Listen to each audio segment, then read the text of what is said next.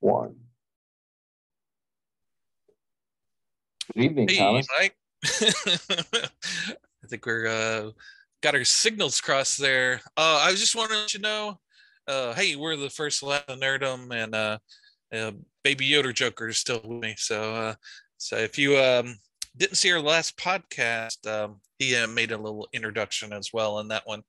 But you're with us for the grab bag. We're going to look at a bunch of different news articles and various channels and things that we think you might be interested in. And how are things going, Mike? Good. We also might do our unofficial good cop, bad cop, maybe probably down the line. But yeah, I've been looking forward to covering the news and the whatnots. And like, there's been some very interesting happenings since we last talked about Black Adam and DC and Zaslav and whatnot. There's even more to come. Even some recommendations from Thomas, as well as his YouTube channel pick. And with that, I guess we can jump into it for sure. Yep. Yes. As I said, Black Adam. Basically, there was a scene mid credits for the old, or not old, but for Black Adam. If you stayed in the movie theater, which I saw, and I won't cover it here. I'll let you figure it out for yourself. Obviously, what happened, but that scene sparked a whole bunch of commentary and swath that still continues on. But basically, this is just kind of going into the DC universe where they're headed. Black Adam's Dwayne Johnson, hence former Warner Brothers executive, decline Henry Cavill's returning favorite, J.J. Abrams, BIPOC super. And this goes back to the other gentleman who basically left Warner Brothers. So this is kind of the tail end of things, a little old, but it's going into some other news that we'll be covering a little bit later. And what were your thoughts on the what I guess? Have you seen Man of Steel? What's your opinion on the DCEU? I guess because we didn't really zoom out and kind of get more of a perspective on this, but like up till now, like what's been your opinion in general? My question for you would be like that for the DCEU, what you've seen like the last 10 years. Yeah, I was never. I know you're a big Superman, but he was for my number one. I always liked and this reflects my music and my movie and comic books taste, is that I like quirky characters, the underdogs, the little bit weird. So my go-tos were always, Spider-Man, who's your everyman kind of guy that kind of gets up in trouble. And my favorite group was the X-Men, because they were kind of the misfits. Everybody didn't like them. They were superheroes, but they they didn't get any respect. So Superman, even though I liked Superman and thought he was I always liked him as a character, he never drew me as far as reading him, or his movies weren't always my favorite, just because I like my character. He's such an idol, he's the super guy, image. So I always like the ones that have a little bit more of a twist to them. Maybe the anti-hero, so to speak. So yeah, I always liked him, but he wasn't my go-to superhero. But and that's so I enjoyed at least the first two Donner superhero or Superman movies. I never saw any of the television stuff, like Smallville or any of that. But I really enjoyed Man of Steel, and that was the first. Actually, Superman Returns I actually enjoyed too. I know a lot of people didn't like that one, and a lot of the Superman fans didn't like Man of Steel. Although you may have a different opinion, and I know you're a big Superman fan. So yeah, you're talking about the Brandon Roush Superman with the Kevin Spacey villain. Is that what you're talking about? Like with the I actually Yeah, I actually enjoyed that one, and Yeah, I no, never understood understood the hate for that, and I really liked Brandon Roush at no, his performance of Superman in that no. one. I didn't have any problem with that. I thought it was very well done. I get it didn't catch fire, but you know Yeah. the same can be said for Man of Steel in its own way. I mean, to be honest with you, like I never saw that one in the theater, and nor did I see uh, Man of Steel in the theater either. I came upon it later on, not too much later, like 6 months after it came out or whatever. And then I Mhm. watched it, and then like I I I loved it. Like I loved it in a Yep. special way of like it's not award winning, but there's just something with Uh-huh. it that I love to watch, and like I love the duality in it. Like like of the two, like I have watched Man of Steel like a zillion times, and Hmm. of the the Return of Superman, like with the Roush Superman, I haven't really returned to that. But it was still good in its own. Like I still enjoyed it. Like I don't but again, I didn't see the go to the theater for either one, and that's probably why they didn't do anything else with that. Because of course, Yep. well, we wouldn't have a Cavill Superman if a Roush Superman was really Right. good. Yeah. Yeah, but as far as Superman go, like like I'm not gonna lie. When that I the first Avengers movie in the theaters, I remember people were clapping, they were cheering. And this was in the theater, like the first few Hmm. weekends it was open. They were.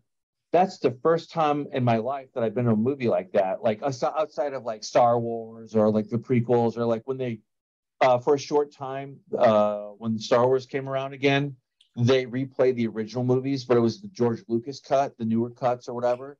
So you Uh-huh. actually got to go back to the theater if you wanted to go see the original movies with the new cuts Right. or whatever. And like there was clapping and cheering in that, but that's Hmm. different. Like it was not on the scale. Like we're talking like a packed theater, people were clapping. That's just like crazy to me. And that occurred again for Black Adam. And it wasn't like clapping and cheering. It was like the kids. I got Hmm. there was like a group of kids that were coming up the aisle when the credits were playing, and they were on their way out, and then they stopped not far from where I was, and they were just like watching, and then they saw that scene, and there was cheering, and like I'm not gonna lie, I clapped and I cheered. Like I was like, no way, Hmm. like that was it was refreshing. Um, and Yeah. I think it's insulting to call it fan service. That's not what it was. It was like it was the studio listening to the star to Dwayne Johnson more than the know-it-alls that have already done like 5 movies that haven't caught fire.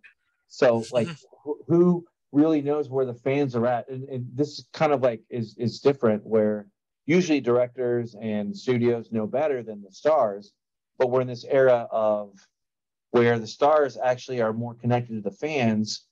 And when those stars make movies like Tom Cruise, Johnson, like whatever, like there's a couple others like Cavill. Hmm. Cavill is like there's some stories here I don't think we're going to get into, but Yeah.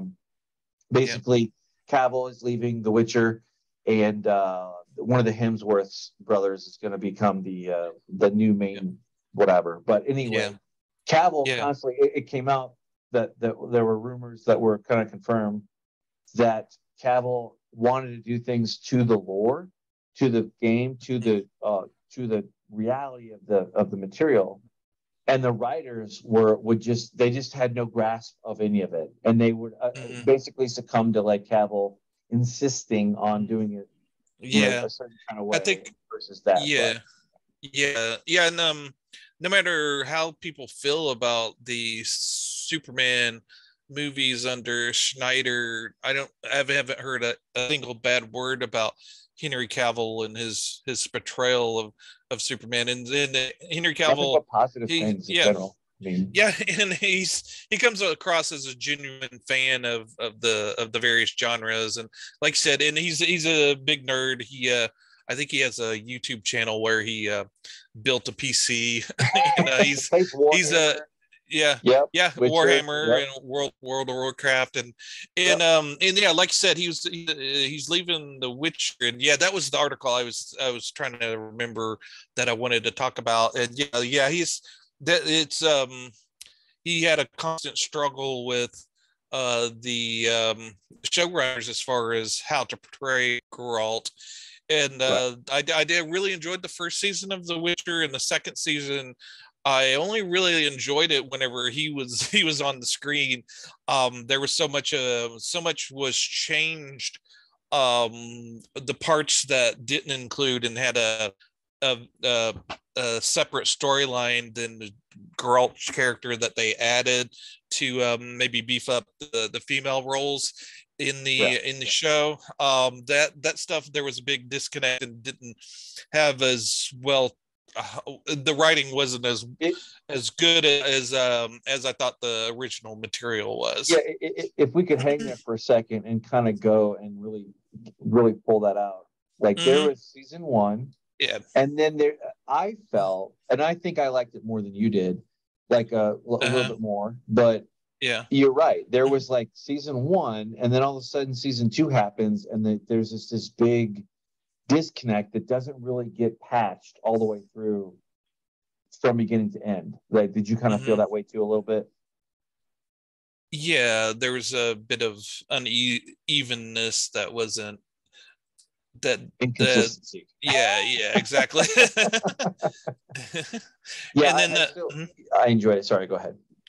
oh, I was going to say there was a an article that I was looking for where the um oh, here it is. Let me post this. Yeah, send it It's over and I'll put it up here. the showrunner for X-Men 97. I wasn't that wasn't really on my radar, but there you go. He Bo, I assume that's a man, but yeah, Beau yeah, DeMayo. yeah, yeah. He said that that the writers on The Witcher where he was working was actively mocking the source material, and I guess feeling that they could do a better job. And he said that that wasn't going to be the case with X-Men 97. It's, if you didn't have a love for the lore, then you had no business being on his show. So Good, um, good. that's that's that's um that's what fans want. That's what they want, and Right. maybe not. There's an okay. It's okay to have respect for the lore, but then do your own twist on it with respect. A lot of the writers in the 80s when they're kind of playing around with the image of say Batman with the Dark Knight and Frank Miller. He was doing something a little bit different, but there was that love for the lore that was there. He didn't openly mock what Batman had been previously. There's sort of a continuation. So I don't want people to become obsessed with lore in that and what came before, so that the everything gets stilted and kind of stale. You still need to kind of freshen things up, but you have to do it with the respect that you need to have for the various for the material. No, absolutely. The fact that they do this over and over and over again is, I don't know. It just really begs the imagination of like what they're thinking. And in this cut, I bet you uh, a million in virtual Monopoly bucks that Cavill and Johnson are together have quite a bit of weight. So they Mhm. have veto power potentially over like some dumb assery. If they see it Right. in their eyes and they want them to participate in the dumb assery, I'm Mhm. willing to bet that they'll be like, we're not doing it that way. And you know what? And then later on, like we'll get into that. There's a James Gunn article. But Yep. speaking of Zavzlov and connecting it Mhm. later on down the line, That Yeah. basically there's kind of an argument between Dwayne Johnson and him as to like the path of like how they do Black Adam and Superman and whatnot. Anyway, I Yeah. will say this: I'm excited to see this, and I can't tell you like how very happy I am that I have something to look forward to. And on top of Dune, uh, which is coming out in sometime whenever. So they say 2023, like holidays, something like that. Yeah, okay, well, I'll believe I want to see it, but the thing is that Shazam 2 is coming out in March for this DC rollout. I don't think we have an answer on if they're going to do anything with the Flash. That's kind of like been a perpetual up in the air kind of thing. Nobody knows yet.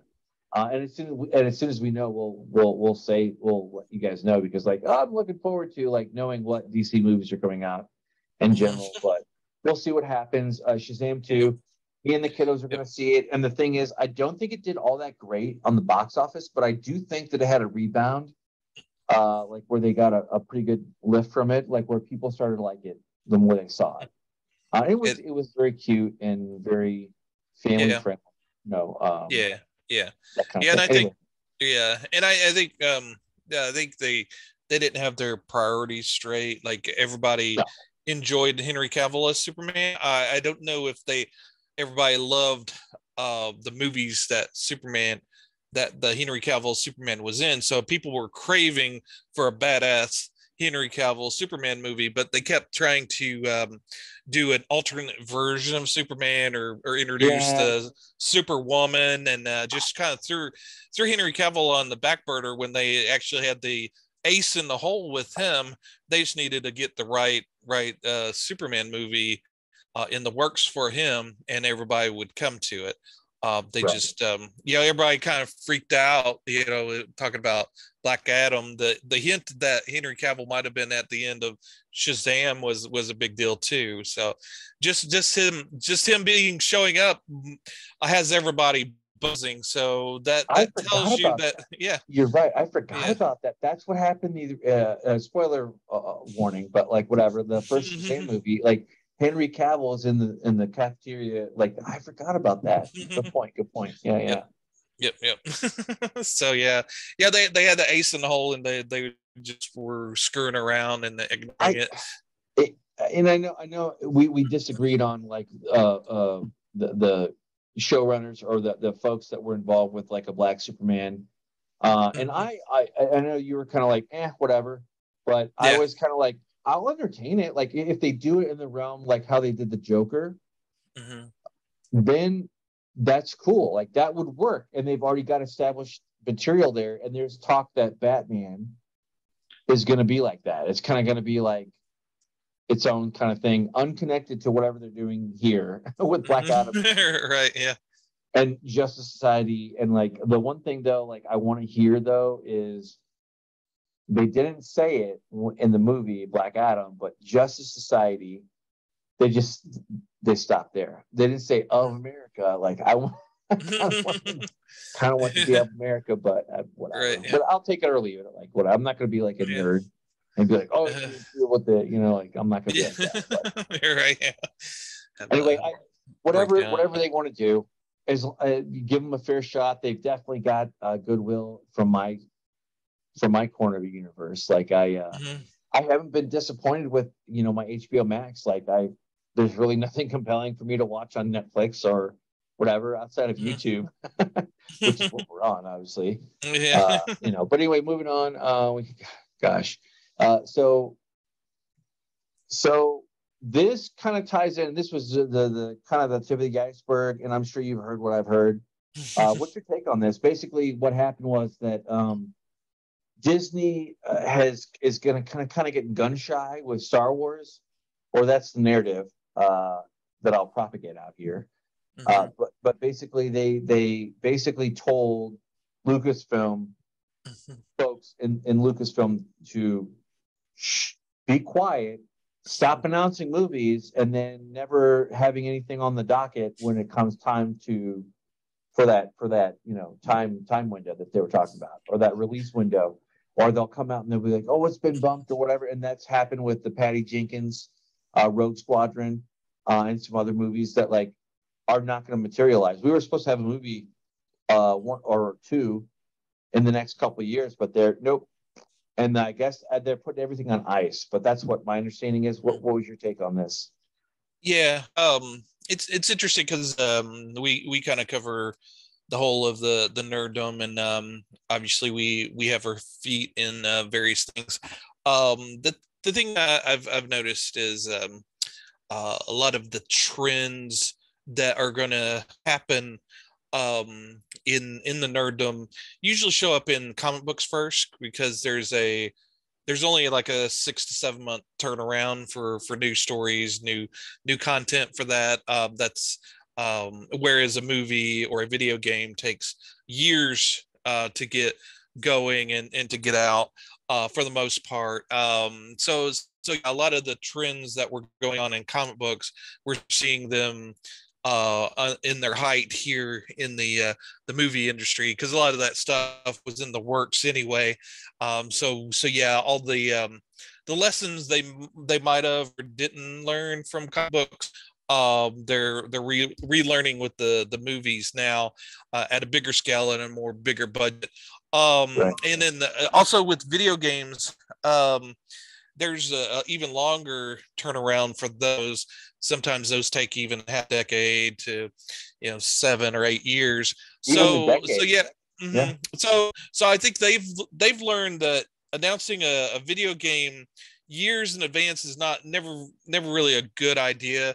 If they do it closer to turnout, especially if it's a big project, say like with GTA 6, they hadn't even announced it yet until they did that leak just recently.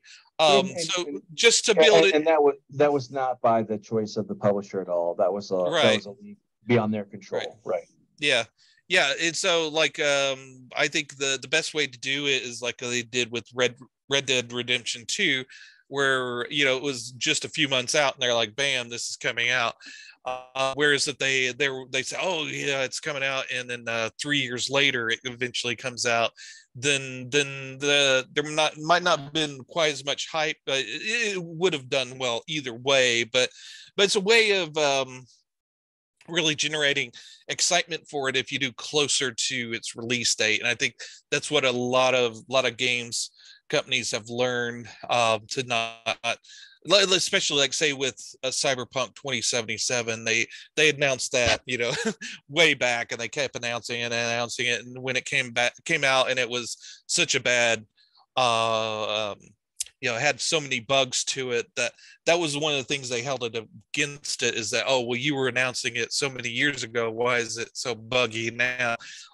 So I think that's true for Fallout 76 too, like years ago before that. Like not so much with bugginess, but like with content. Like they screwed the pooch on that. Hype does not equate a good video game at all. It means the opposite. Right. Right. So I think I think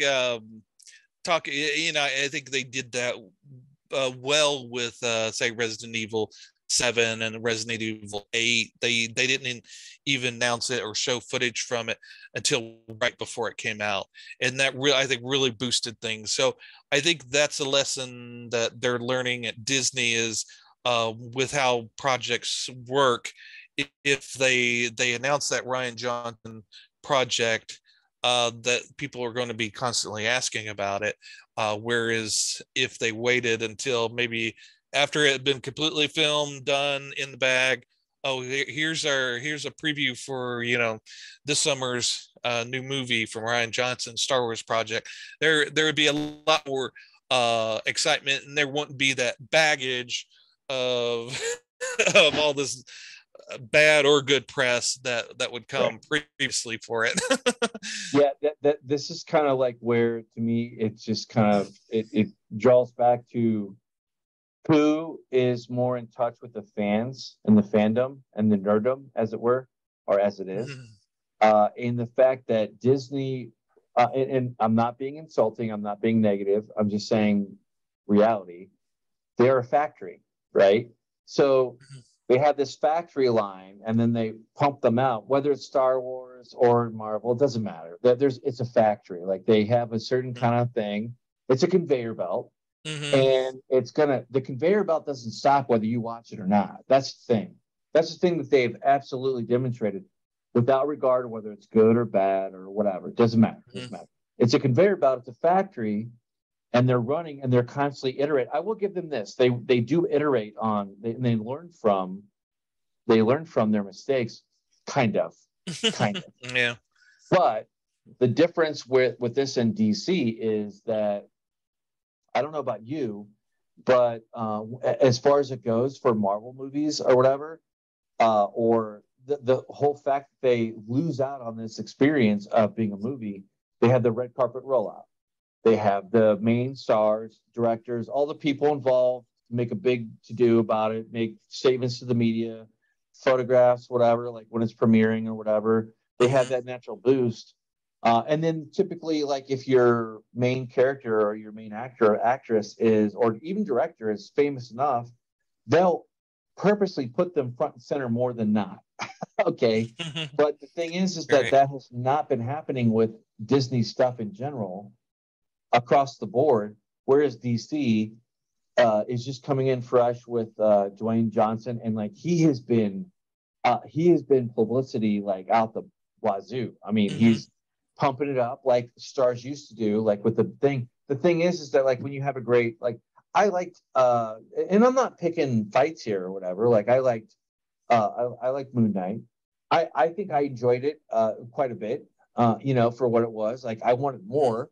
And I think that's always a good thing. Like when you're left with like, I want to see more, but like, I'm not saying they don't put out good stuff or whatever, but like when it's a conveyor belt and you don't have like a break, and two, you don't have like evangelism for it or whatever, like that it goes. It wasn't like that at all. I remember being like really excited for when the next Marvel or Iron Man movie or whatever, Spider-Man movie was coming out. Like I remember being excited, and now I'm just kind of like, oh, another one's coming out. Okay.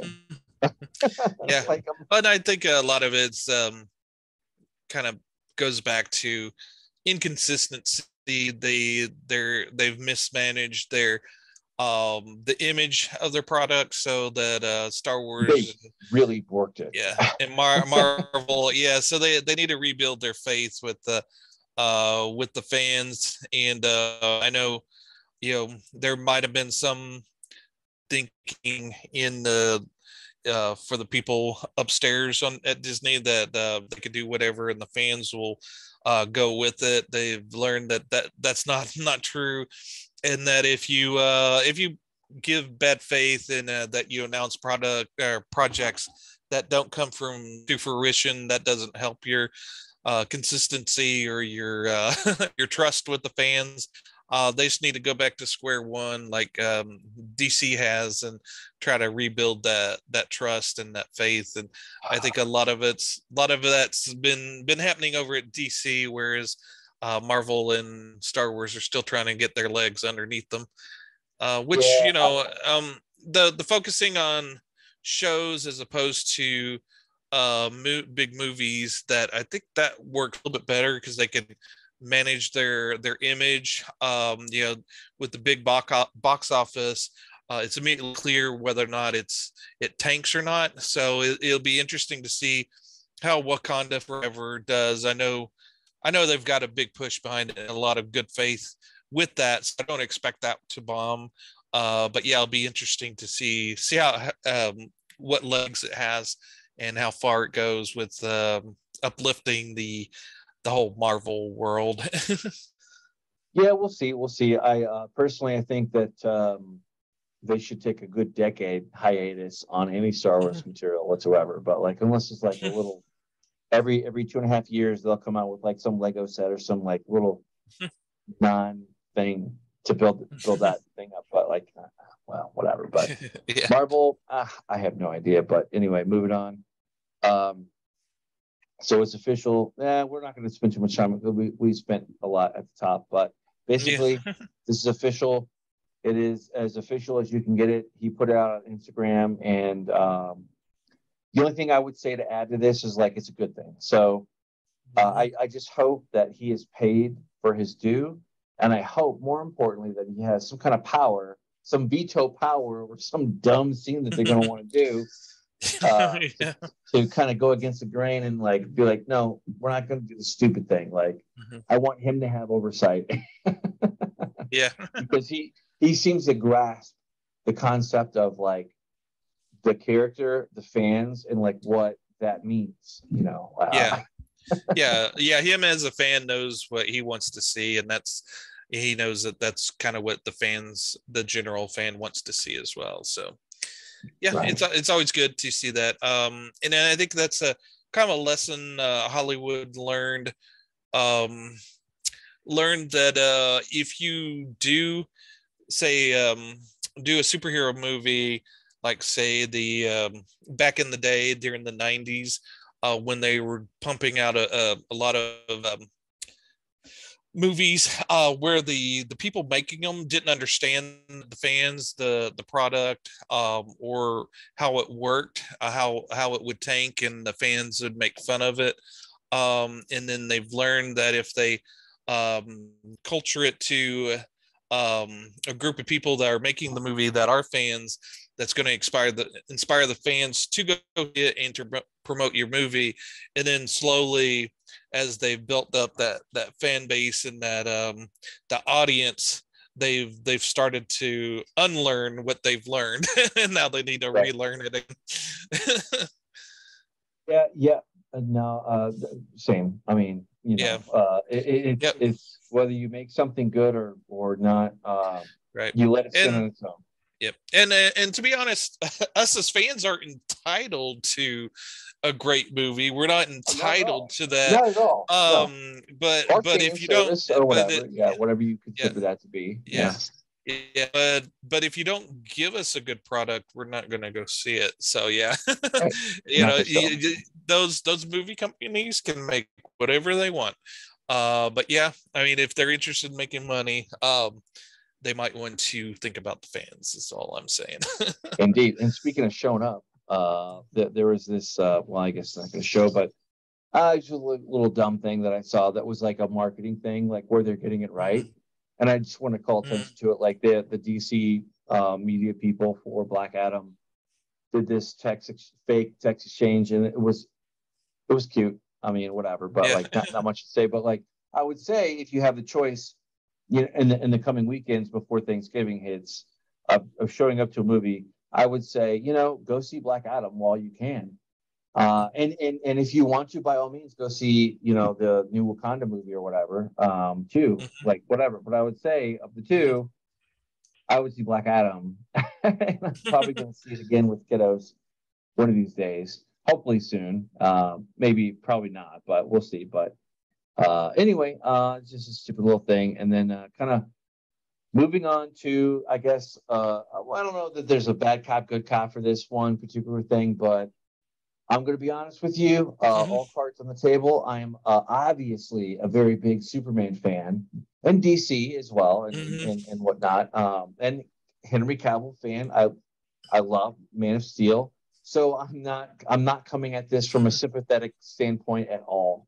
But and I'll try to keep my stuff in check. But we had this about a month or so ago, like within the last month and a half. We were talking about this and how G4 ended, and literally this person on the screen did the thing like where that is my pet peeve is like, don't attack the fans. Why would you attack the fans? Why would you provoke? Why would you do that? Like, and you don't even, it's one thing if you know what you're doing, like you can absolutely provoke the fans and have it go the way that you want it to go or whatever. But this is not an individual that can do that. But anyway, so Froskerian tried to insinuate like a hashtag Me Too kind of thing against Cavill, and it backfired spectacularly. I don't know if you saw this or not, but like, no. But this is what she said, and you're a horrible person. I'll just say that. Like, that's just the worst thing I could probably say other than cussing is like, Frost, you are a horrible human being. Like you're horrible. Like you don't even know what you're doing. You're incompetent beyond that. Like you're not Yeah. even doing this right. And Yeah. for the 20 people who care about what you say and Hmm. are super fans, like you're an idiot. Like you're Yeah. like Yeah. that's And if you're that's the lighter side. Like if you don't know what you're doing, but like I yep. whatever. Yep. And she's making a comment on who he dated. Yeah, I think if someone posted something about who she dated, she would be up in arms, or through shade. I think, Fair play. yeah. There's a lot of I think there's a lot of stuff going on right now where it's rules for thee and not for me. Yeah, no, I agree with that. Yeah. Yeah, and when you're a public figure, you give up privacy. So I'll just say Mhm. that. Like Henry Cavill has, and if she's gonna go on the same level as him, then fine. Mhm. Guess what? Everything you say is out in the public. So Mhm. like Yep. what you're trying to, like, you're literally trying to destroy somebody's livelihood. Like that's not Right. cool. You idiot. No. Anyway, well, moving on. No. We Conan the Barbarian comics gets a new life at Mhm. Titan Comics in Yeah. 2023. Looking up, I want to. Yep. I saw this and I want to check it out. I Yep. Yeah. want to see this. So Superman's back and Conan's back. Sweet. So yeah, Conan's back through Titan Comics, and yeah, they've sounds like they've got the right idea. They're going to be coming out with some new comics, and also Marvel was doing a great job of publishing great big omnibuses, which are large hardback cover collections of the comic book of the original Conan the Barbarian comic book and Savage Sword of Conan comic book. And Titans promised that they're going to continue those omnibus lines. Because Marvel's going to have to stop because they don't have the license, and Titan's going to pick it up and go forward with it. So and continue it from where Marvel left off. So you don't have to, and hopefully they'll work with Marvel and get the right setting. I know a lot of people are very concerned with their big volumes and their collections, make sure that they look similar or the same. So yeah, and I actually let me adjust my stand here and I'll reveal some behind the scenes things here. My desk is actually stacked a little bit on so Nice. Conan omnibuses. So Nice. yeah. So this is a volume of Savage Sword, volume number 2.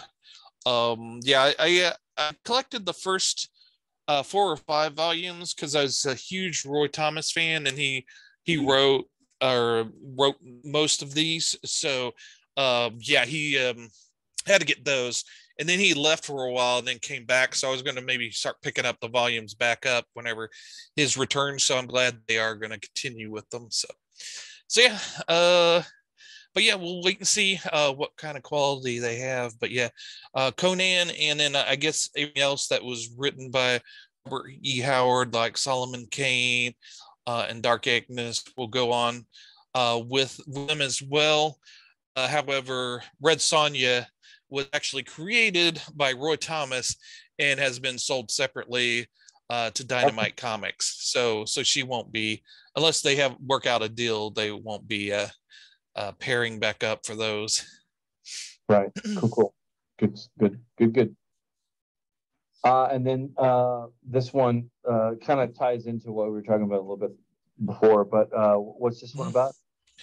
Oh, I just wanted to point out, yeah, that James Gunn is taking over at DC as the figurehead, sort of like Kevin Feige for Marvel. Co-CEO. Yeah, co-CEO, and so yeah, James Gunn is a big fan, and I enjoyed his work on the Suicide Squad and Peacemaker, and those are a little bit on the more humorous side, but I think he has an understanding of what works for Marvel and DC. So I think they work. They work. Yeah, for sure. Right, exactly. Yeah, and just looking at the Suicide Squad, all the various obscure characters that he pulled out and had in it, he understands the lore of DC. So yeah, you need someone like that. Not someone who openly mocks the lore, so like with some of the Witcher writers. So you're I think you're at least off on better footing than say if you weren't familiar with the lore. So doesn't guarantee that everything that they're going to be producing with DC is going to be good, but it's a good sign. And I believe Peter Safran is his manager. So they are co-chairman, co-CEOs of this thing. Yeah. And I think Gunn's going to run the creative, and Safran's going to run the business side. And I think that sounds like they're set up for a good success. We'll see. Hope always springs eternal. Yeah, exactly. They've been more right than not. I'll say that even with Batman, depending upon how you watched it, it was still good. It probably didn't make its its weight in gold like it should have, but yeah, but it was done during some trying times, as people say. So. Oh, that's true. Yeah. And then that brings us up to your first comic book recommendation for this week. Yeah. The Joker. They've started they Tinian did a run on Joker. I think it lasts 16 issues, and so it was very successful. So they've started the second series. Number 1 and 2's already out. It's written by Matthew Rosenberg, and I really enjoyed it. It's you've got your main story, which I think is about 20 pages, 22 pages, and then you have your have a backup story written by him as well that runs about 8 or 10 pages. But yeah, basically, there's 2 different Jokers. One attempted to kill the other, and we don't know who the real Joker is at this point. And this kind of develops the story a little bit more. It's a big recommend for me. I really enjoyed it. The art's great in it, and the story is as well. Cool, very cool. All right, moving on.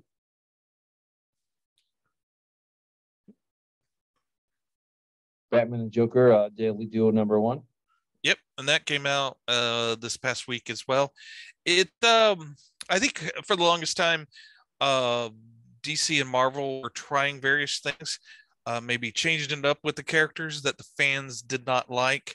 I think this is the writing of the steer. It takes a while for everything to get recentered, but this is Marc Silvestri. He was a big comic book artist and writer back in the 90s and the early 2000s, and this is him returning back to DC to tell a story with Batman and Joker. When it was announced, it inspired a lot of excitement, and I read the first issue. It was really good. There's a rabid superhuman Joker-like character running around killing people, and Batman faces off against it in this first issue and barely makes it out alive. Then he meets up with Joker, and Joker wants to team up with him. So I don't know if it's against these monstrous Joker, what's going on. So it's very well written, as well as the Marc Silvestri's art is very good as well. He's had years to perfect his artistic craft, and you could tell by that image of Joker there, he's nailing it. So I would definitely recommend this. Good stuff. And then that brings us to Punisher number 7. Yeah, I recommended this a while back. I think on the first issue we did a whole podcast on the Punisher, And this, I just wanted to touch base again and say this is still top quality stuff. This is him meeting up with Daredevil, and Daredevil not liking what he sees with the Punisher working with the Hand, and he tries to talk sense, so to speak, into the Punisher. And you'll have to read it to find out if he does or not. But the art, there's two different artists that's working on it. They're simultaneously telling the current story of the Punisher, also kind of rewriting or filling in the Punisher's past.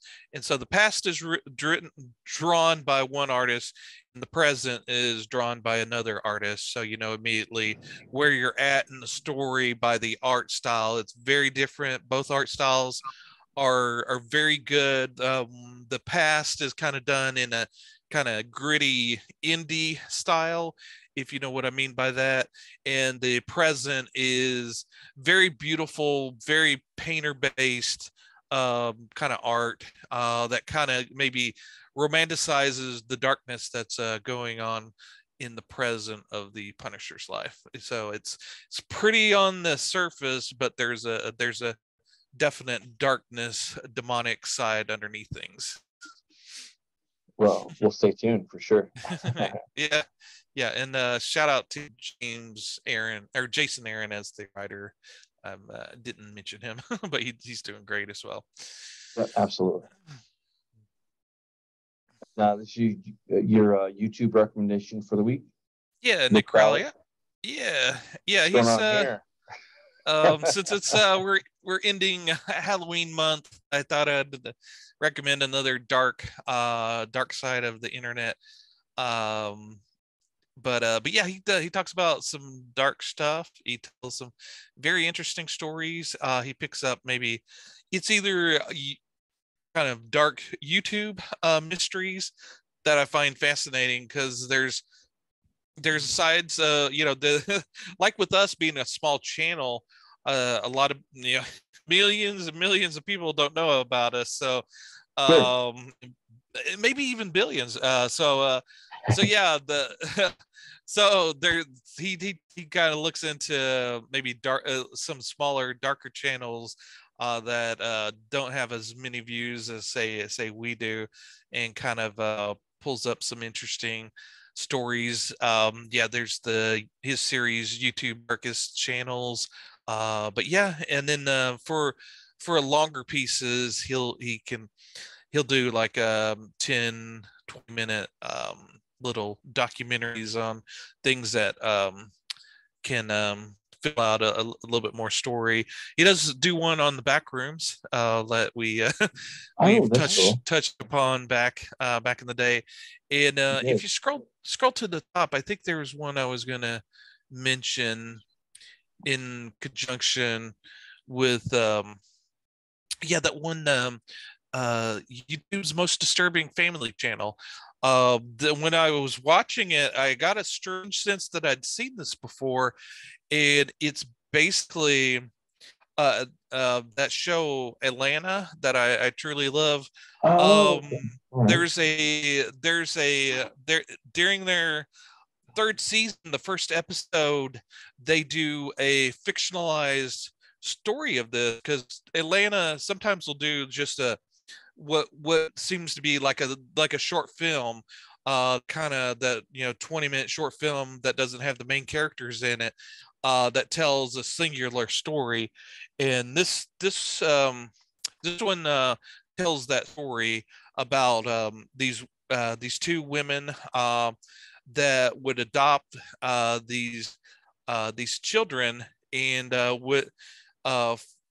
the Atlanta show didn't go into it, but they actually did these YouTube videos where they were all dancing around, singing and stuff. But there's a darker side to that, and Nick's documentary on this, as well as the Atlanta show, goes into the darker aspects of what's going on. The real story has a darker ending than the Atlanta story. But yeah, I definitely recommend both. Nick did a fantastic job of kind of covering what went on. He cobbles together, the existing news footage and tells it in a clear story that's easy to understand. Indeed. Awesome. Yeah, that is creepy. Oh my God. Crazy. All right. Yeah. Well, with that being said, that I think that brings us up to the bookend of our week for the grab bag, and we appreciate you if you've stayed with us this long. Thank you. Mm-hmm. We very much Yep. appreciate it, and we would love even more if you'd hit that like button, and Yep. even more if you would give us your thoughts or direction for like where you'd like to see us to cover or go next. Is there something out there we missed that was creepy or spooky? Or holiday appropriate, whatever it is, going forward. But Yeah. with that, I've been Mike. And I'm Thomas, and I've been seeing our subscribers kind of crawl up. So yeah, if you haven't subscribed but are watching our channel, definitely give us a subscribe. Yeah, absolutely. We got 30. Let's see Yep. 30 more. Yep, exactly. See ya.